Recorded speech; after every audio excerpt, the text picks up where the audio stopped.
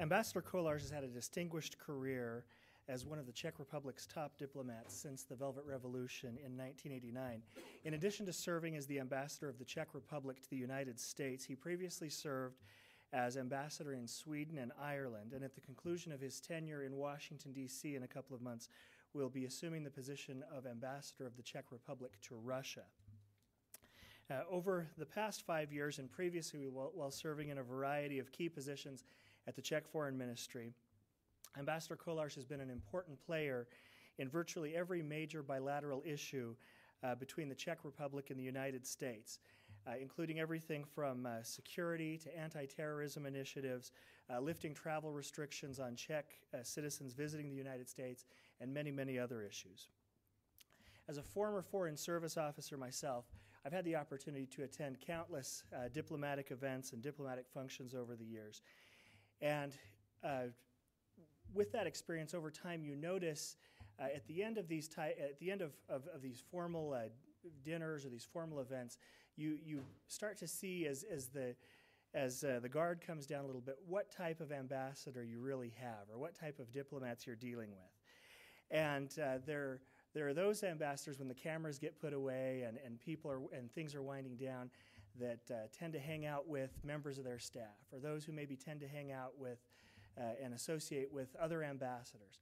And there are those that really cut loose and are still having a good time and spending time with the regular folks. And I can tell you that Ambassador Kolár is one of those ambassadors, one of those rare ambassadors, who has a genuine connection with and affection for his Czech countrymen who live here in the United States. I've had the honor of attending several events at the Czech Embassy in Washington, D.C., and have noticed many times that Ambassador Kolár really is a person who not only is a genuine person himself, but is genuinely interested in other people. He's occasionally you'll come across ambassadors who seem a little bit distant, who kind of are holed up in Washington, D.C.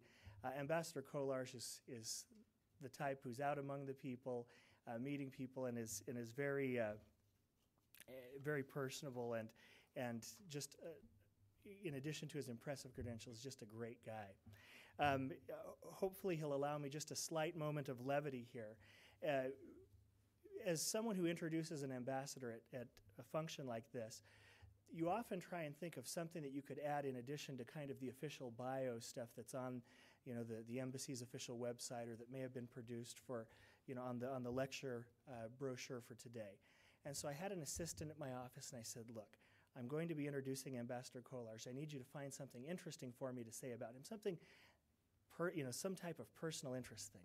And he's, and my assistant's a BYU grad, a Kennedy Center grad, very excited to do so. And so he writes down some notes. He says, so tell me where he's from. And I told him, and he said, where was he born in the Czech Republic? And I said, České Budějovice. And he's writing all this down. He says, that's great. I'll find something for you. I mean, I'm looking for something perhaps that Ambassador Kolár had maybe won the diplomatic golf tournament or the tennis tournament or, hiked Mount Everest, something that I could share with the BYU students today. And about an hour later, my assistant comes running into the room, and he says, I've got it. This guy's a rock star. And I said, he really does have an impressive resume. He says, no, he's really a rock star. And he proceeds to hand me a poster for Petr Kolár,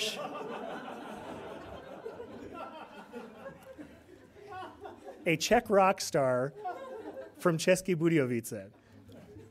And I looked at it, and although there may be some resemblance, I told him I don't think that's quite the same person. And he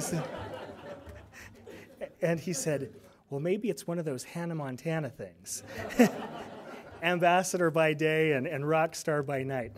Now, just so that I don't blow his cover, we won't even ask him if, in fact, that's him. But in case, for those of you who are following us on the podcast today, if you would like to see the ambassador in person, he'll be in Prague on September the 8th. And with that, I'd like to introduce my good friend, Ambassador Petr Kolár.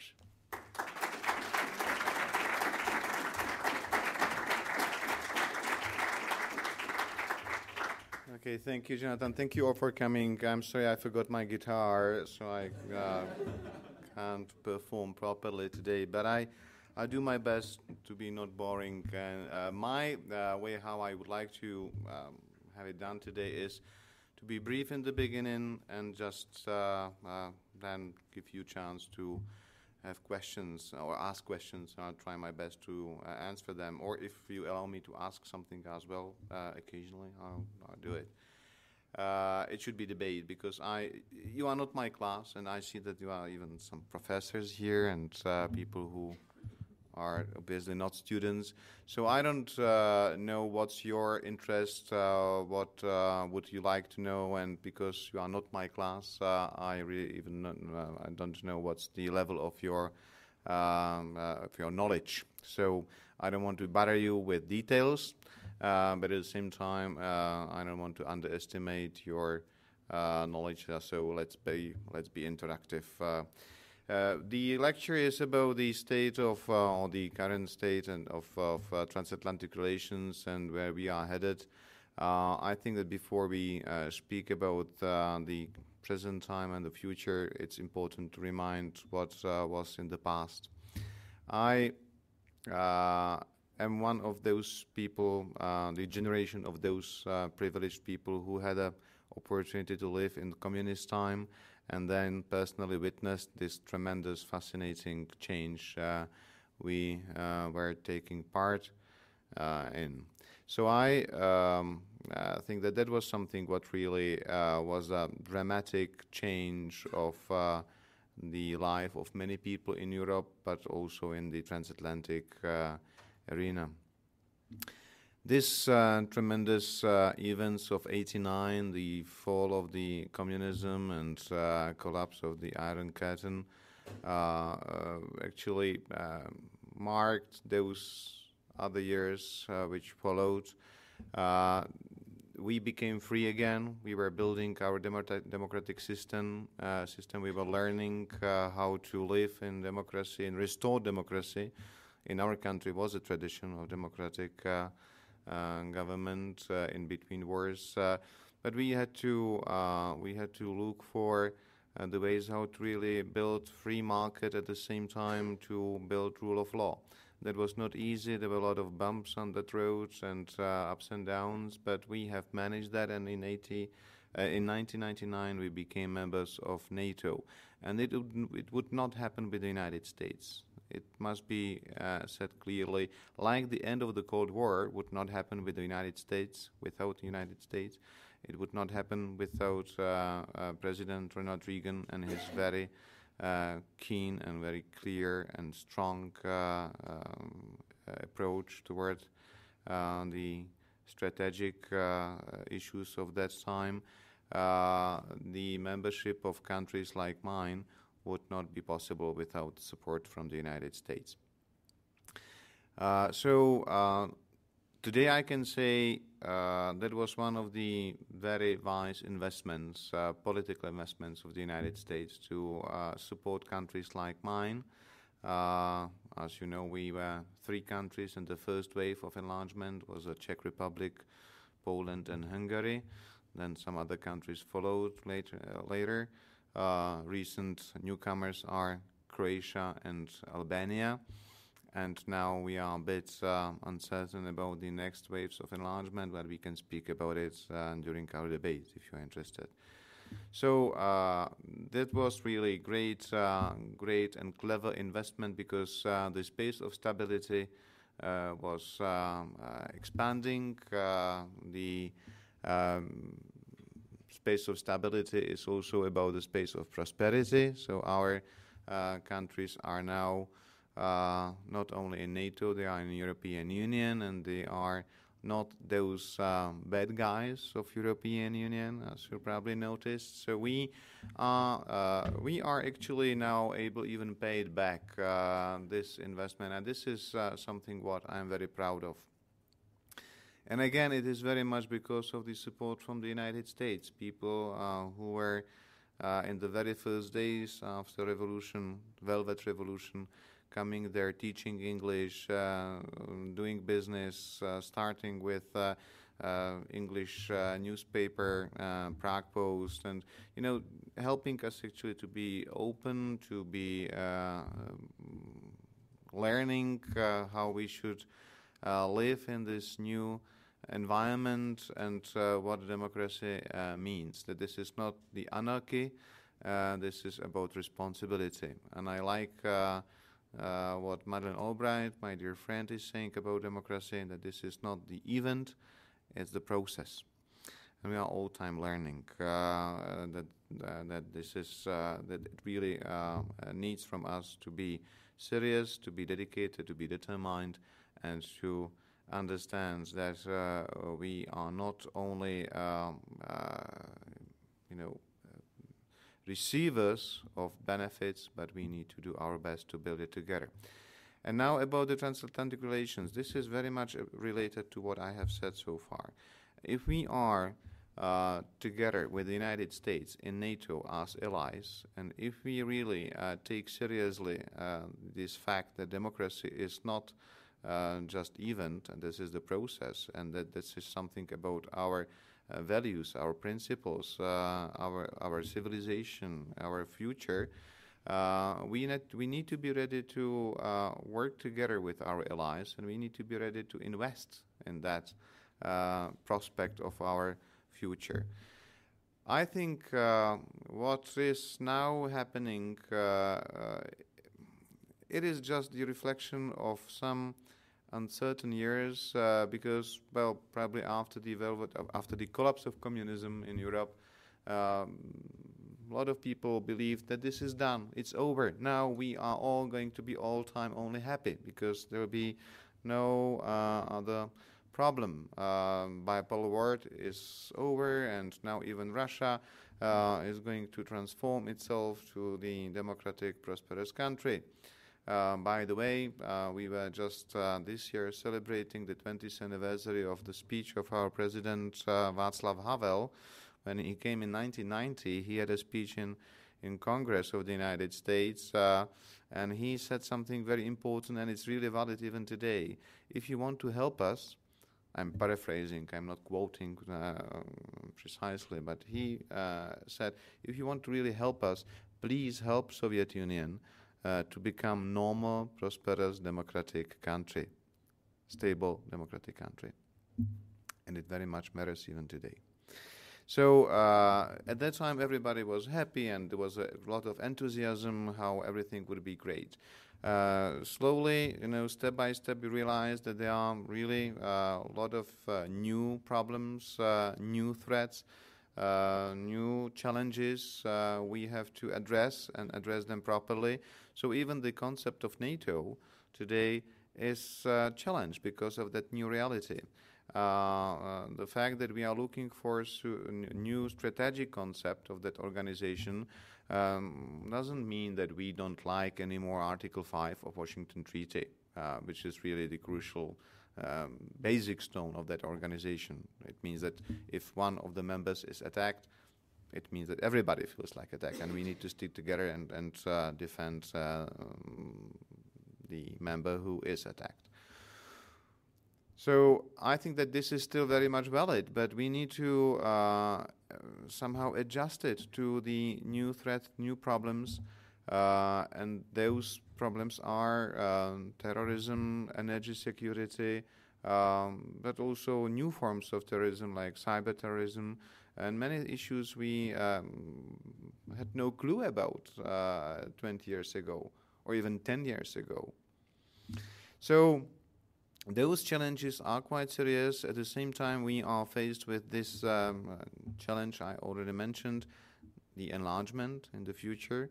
I think that this is the right of every country to choose their destiny, to choose their way how to protect their interests, and if they want to be a member of organization like NATO is, and if they fulfill all necessary criteria, then we should be open to them. But at the same time, you see that there are some forces in NATO trying to reflect the pressure from our important partner, Russia, And those reflections actually are causing some troubles for those who would like to be member country, like Georgia, for example. So there are a lot of issues we need to somehow really seriously handle, and we need to be serious about our principles. At the same time, we have to understand that things should be it's better to communicate it before you do something, and then you need to only do the damage control. So I also believe what the new administration of the United States is doing is important. This reaching out and resetting button with Russia is the reasonable approach. At the same time, as I mentioned Ronald Reagan in the beginning of my introduction, I believe that we need to know where are the red lines, where are the limits which we are not ready to overcome or to sacrifice or to give up, because they are important for our values. So that's quite complicated, and I didn't mention one issue which was also a very important part of our cooperation with the United States. I mean the Europeans, but especially Czechs and Poles. That was missile defense, and I know that you probably follow that. There were some, let's say, moments where we can call it as a short misunderstandings, but it's hopefully over. And I believe that now we need to work together with the United States and our other NATO allies to build effective and really serious missile defense for NATO countries, because as you probably noticed, even if this administration changed the architecture of the previous one, recently, it's about 2 or 3 weeks ago, Pentagon and intelligence services of the United States released the information that Iran is ready to have the intercontinental ballistic missile in 3 years, between 3 and 5 years. So let's say at last in 2015. So that was the reason why the previous administration was trying to build something to protect the United States and allies, and it was also meant like a deterrent. Now with this new architecture, we need to face this new information and new reality, and it's again, it needs support, and it needs a lot of courage from politicians who should be not only ready but also able and skillful enough to explain that it's better to prevent some terrible tragedy than to face the consequences afterwards. By the way, who will be facing the consequences afterwards if there will be nobody here, if we all would perish? So that's what I would say about the current stage and the near future. Then, of course, there are some other issues we need to solve. You know that when President Obama was recently in Prague and signed the New START treaty with President Medvedev, there were some comments here and even in international press. What does it mean? How it would affect our security? If it means something for NATO or not? I think that those connections also were made with the tactical nukes in Europe, American tactical nukes in Europe. What should be the future of those weapons, if we still need them, if they should be withdrawn from Europe?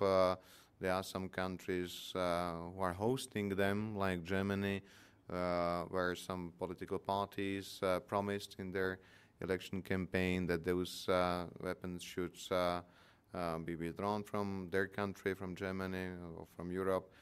So there is a debate about it, going on debate. I'm pleased that recently, when was the informal meeting of ministers of foreign affairs of NATO in Tallinn, Secretary Clinton quite clearly underlined something what we believe very much in as well, that if there is some decision about those nukes in Europe, it must be collective decision of NATO. It shouldn't be based only on the will of one single or group of single members. It must be really done in the harmony of all NATO countries, and it should be also part of our strategizing about the future ways how we want to protect our territory, but also what is the future of NATO as a alliance which is not only looking after its territorial security, but also trying to address those global new threats and issues we have to face, even if they are far away from our territory, because they could terribly affect our lives here. You see what happened, fortunately what didn't happen, but what could happen recently in New York. So we can't separate ourselves from those who can use all possible equipments and advantages of the high tech today, and who can really quite easily come to anywhere and to blow up Madrid or London or New York or Prague. And those people really don't care so much about their lives. They just believe that they need to, first of all, hurt us, destroy our civilization, our values, and there is no rational behind that. So, if you compare it with the old, I would say, nice times of Cold War, those two superpowers were, like in clinch, keeping each other under the neck. There was this doctrine of, MAT, that we were able to. There was a promise that if somebody shoot, we will destroy immediately back. So there was a promise of mutual destroyment. This time it really doesn't matter, because those people don't care about reasonable aspects of our life. So I'll stop here, because the spectrum is quite wide, and I really would like to have a debate and your questions, because it's better to address what you want to know. Thank you. Thank you, Mr. Ambassador. We have about 20 minutes left for questions. This is a small room. We can all hear each other, but we are recording this for our podcast audience. So as you ask a question, we'd ask you to please wait for the roving mic, and then please let us know your name, and particularly if you're a student, of what you're studying. While the mic is getting ready, let me ask the ambassador the first question. You mentioned Russia several times in your remarks. You're soon to take up the post there. Could you give us just a brief assessment of the current state of Czech Republic-Russian relations? Thank you. I am a bit uncertain to speak about my future as related to Russia. Jonathan served in foreign service of the United States, so he knows that what are the rules. The fact that my government and my president want me to be in Russia doesn't mean that I'll be there. They need to give me the agreement. So this is the courtesy to ask them first, and then to speak about it publicly. But because it was already said, actually, if it happens that I would be the ambassador to Russia, I would take it as a great advantage and challenge and privilege to go there from the United States. It's really something. I have to tell you, that would be the real academy of diplomatic life.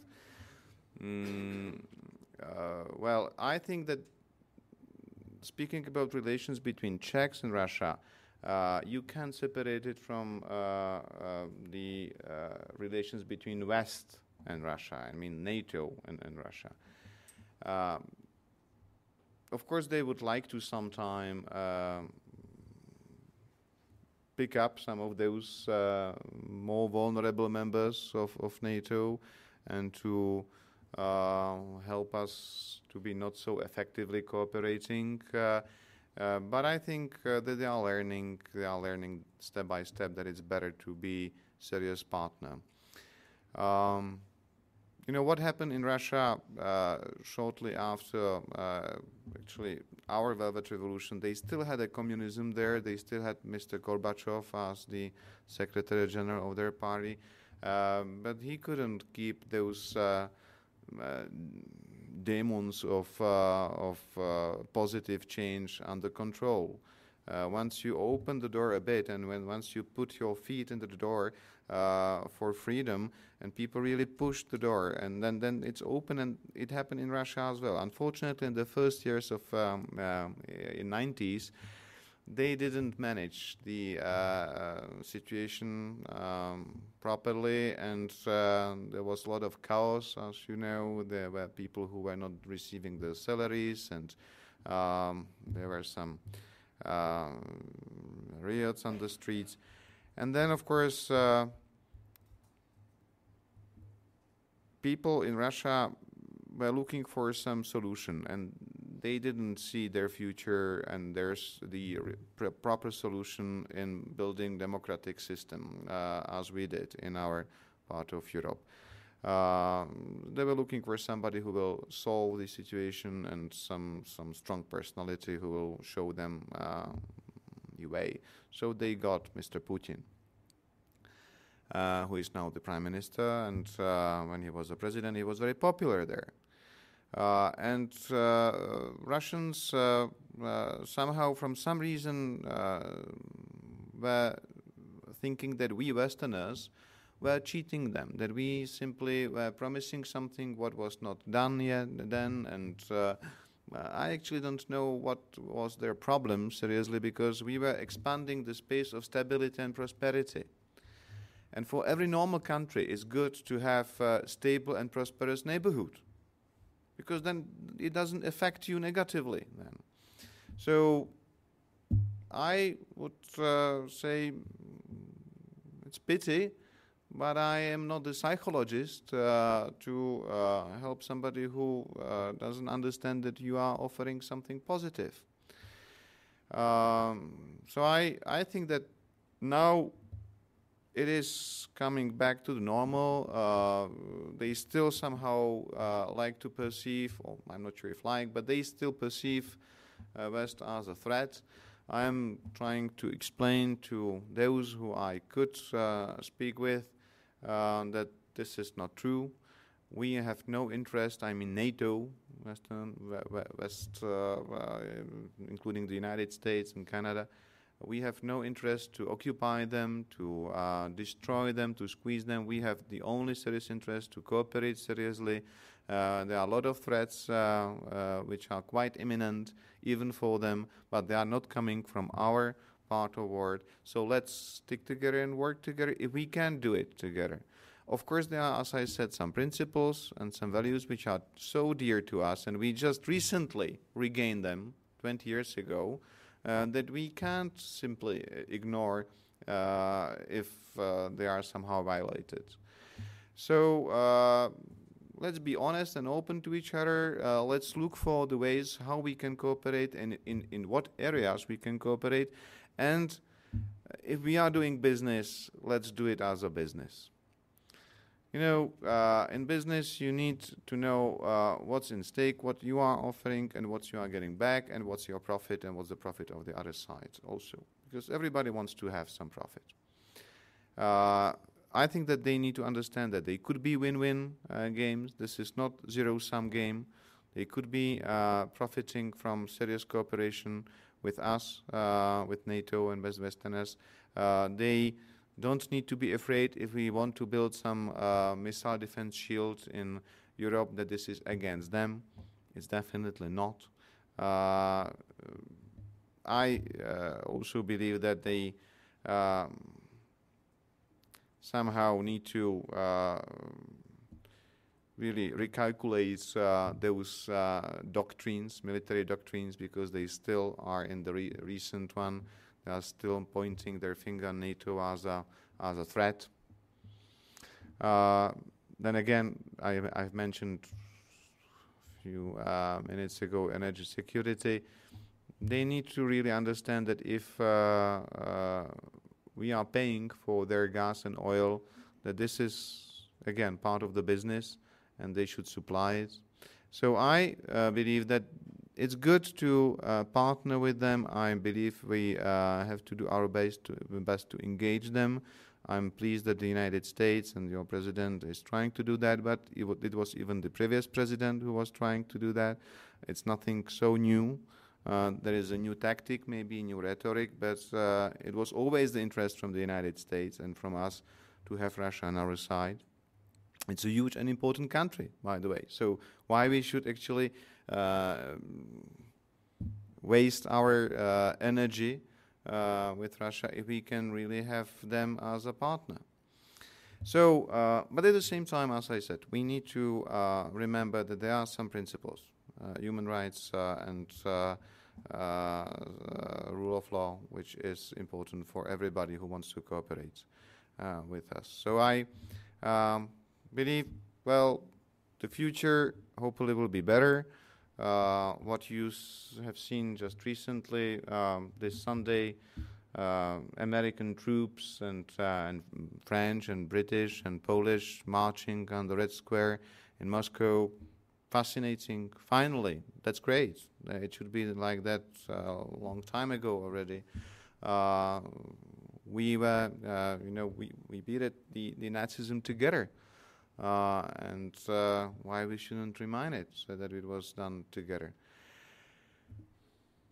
Also, those new treaties which are signed now with the United States, there is a light. I think there is a light in front of us. I see it. Unfortunately, this terrible tragedy, what happened with the Polish president and his delegation, his wife, also a bit move things forward. I don't want to be cynical to say that there are some positives on such a terrible tragedy, but you see that even these tragic moments could somehow open eyes of people and to provoke some goodwill. So let's work with that, and I'm optimistic. And if I'm in Russia, I will definitely take my tenure as a positive challenge to improve mutual understanding. That's all what I can say about that. Thank you. Questions from the audience? Yes, please. Oh, Mike. My name is Todd Goodsell. I'm on the Faculty of Sociology here. You mentioned briefly how these macro-level political and economic changes are affecting life in the Czech Republic. I'm wondering if you can tell us more about that. What is happening with Czech families and with everyday community life in that part of the world? Well, consumption is growing.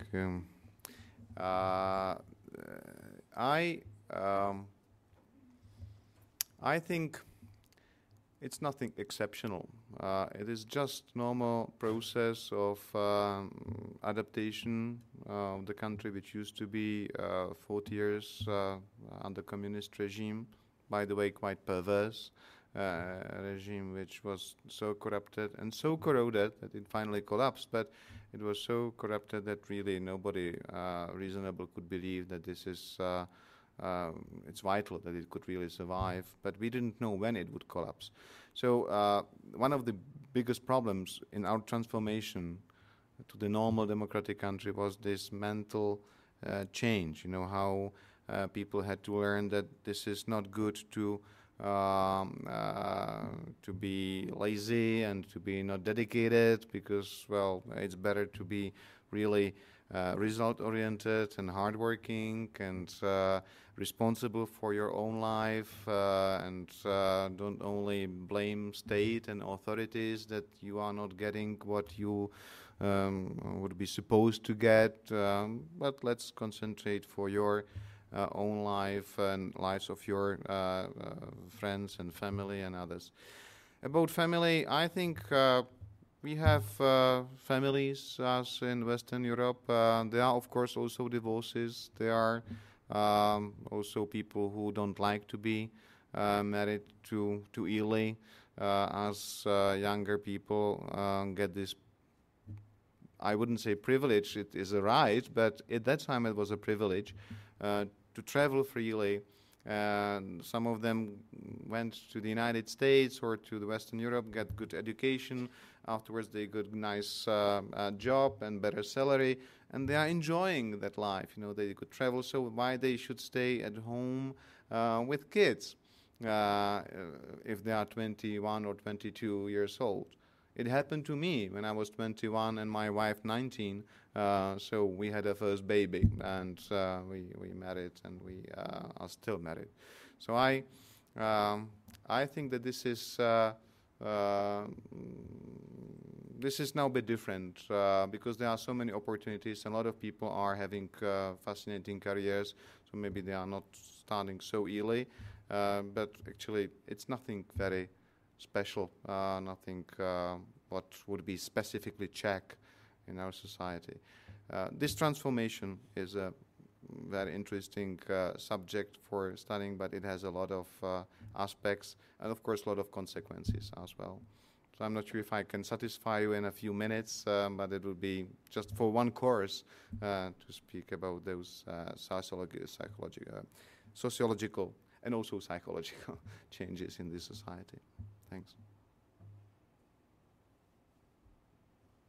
Here in the front.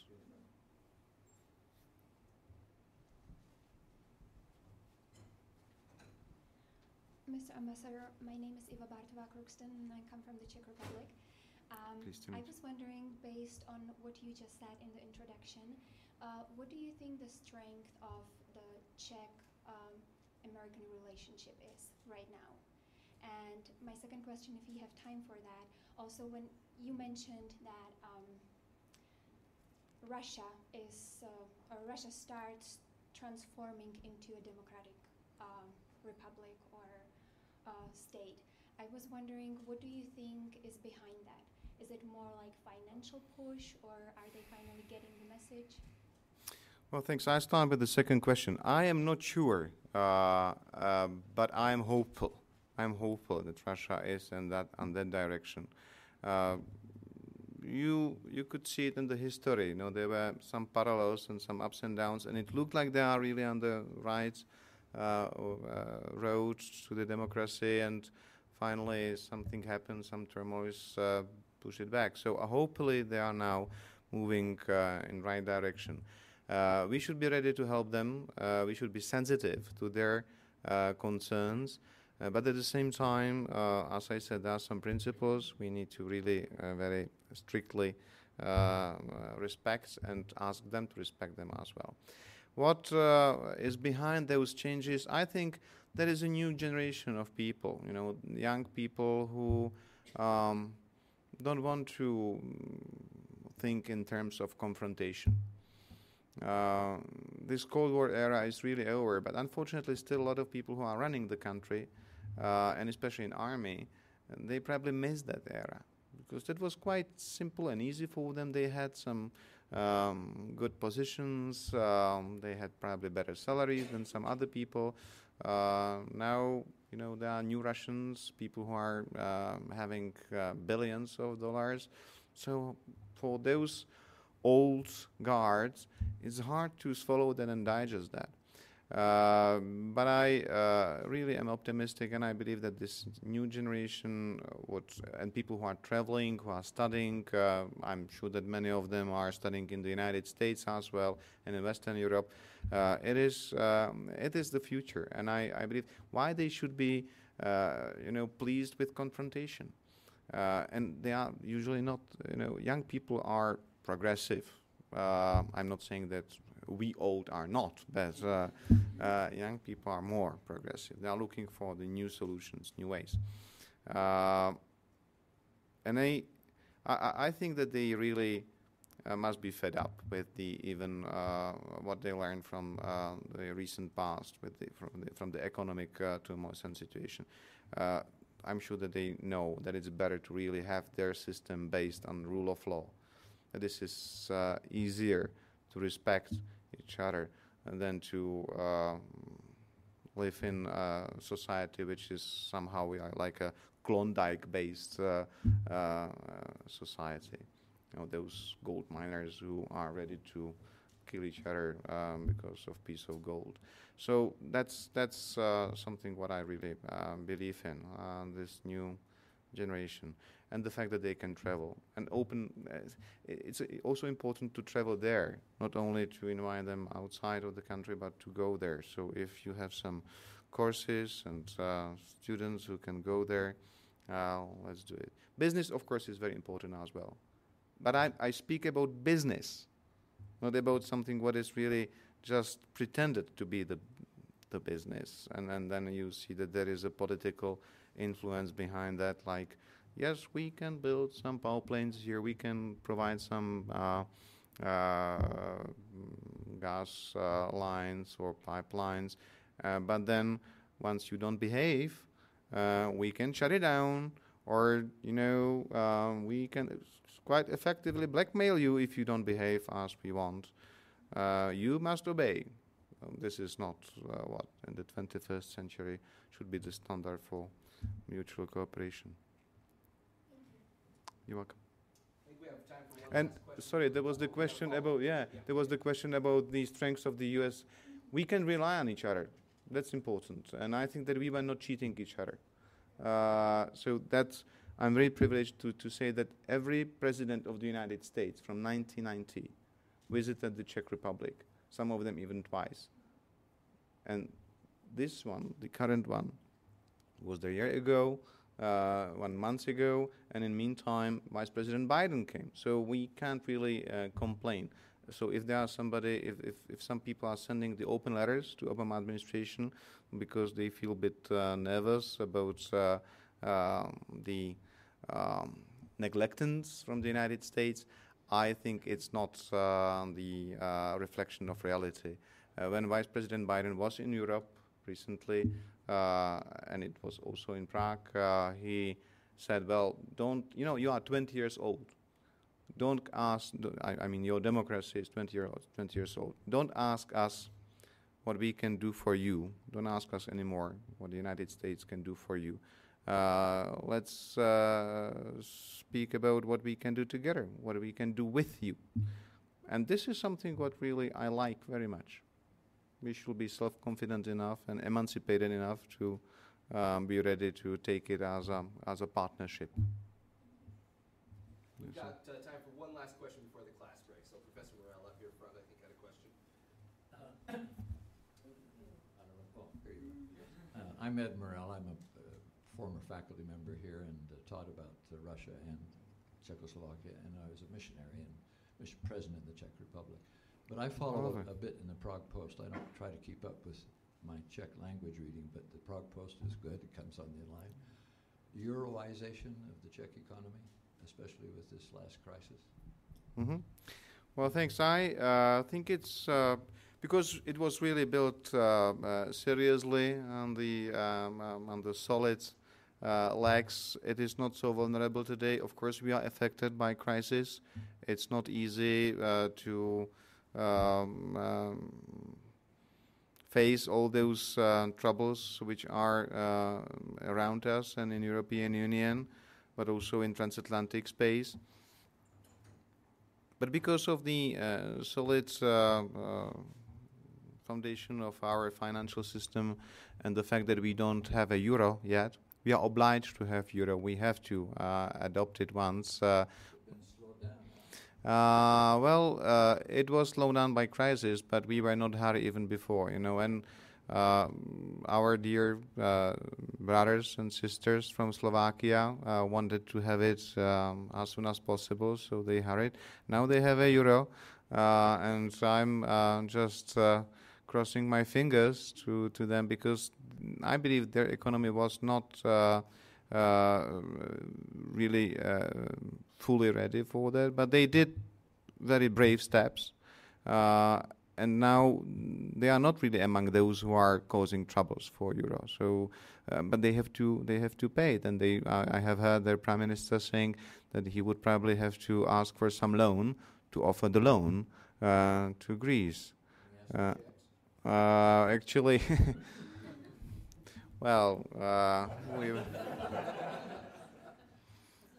we are down-to-earth people. I wouldn't say that we are like our dear Dutch friends, such a good merchants, but I think that we know what solidarity means. We are in European Union. We are proud to be a member of European Union. We know how it was important economically, but also psychologically to be part of that union. But at the same time, we are realists, and we know that there are some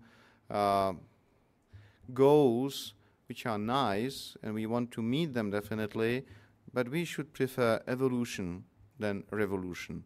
You need, if you eat too quickly and too much, then you could have really serious troubles with your stomach. So I think that we need to digest first what we have swallowed already and then move forward. Euro, it was the political project, and this is the political project. Now we have to pay the consequences because it was not prepared economically properly. I believe the vision is great to have one currency in Europe, but then you need to really decide. If you want to have euro, it means that you are on the way to the federal state somehow. If you have one currency, this is what in the United States is obvious. You have some poorer states and some wealthier states, but they can use dollar because there is one fiscal policy. This is the federal states. We are not somehow. We are somewhere in between, and that's something what it's even hard for you here to understand, but it's hard even for us to understand. For example, with our new institutions in Europe, who is responsible for what and how we will actually run this union. But back to your question, the economic situation in the country.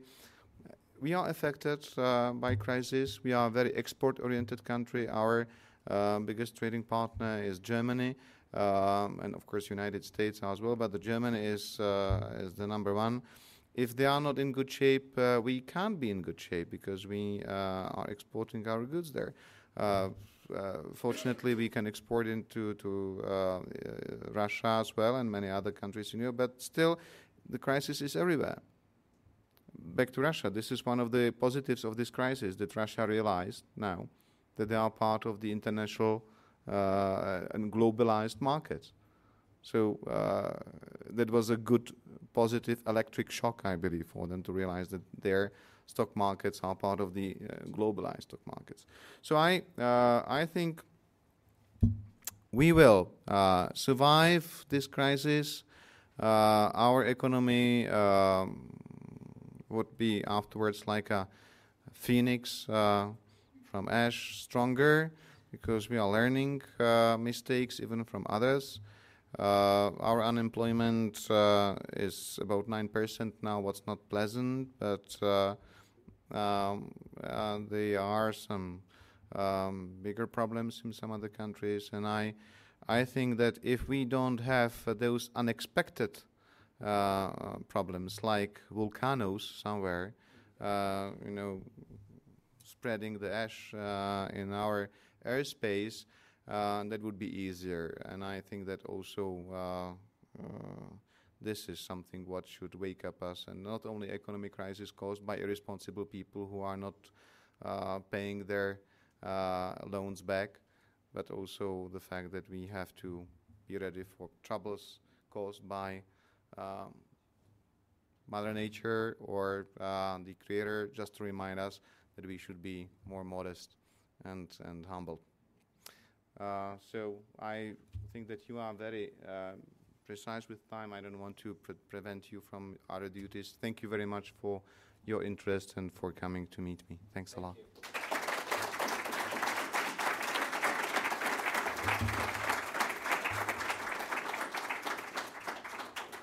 The ambassador does have another appointment, but he has just a few minutes to greet people. So if you'd like to shake hands before he has to leave, please do. Thank you very much. That was really well done. Thank you. Thank you. Thank you so much. Thank you. Thanks. Looking forward to this for 3 years.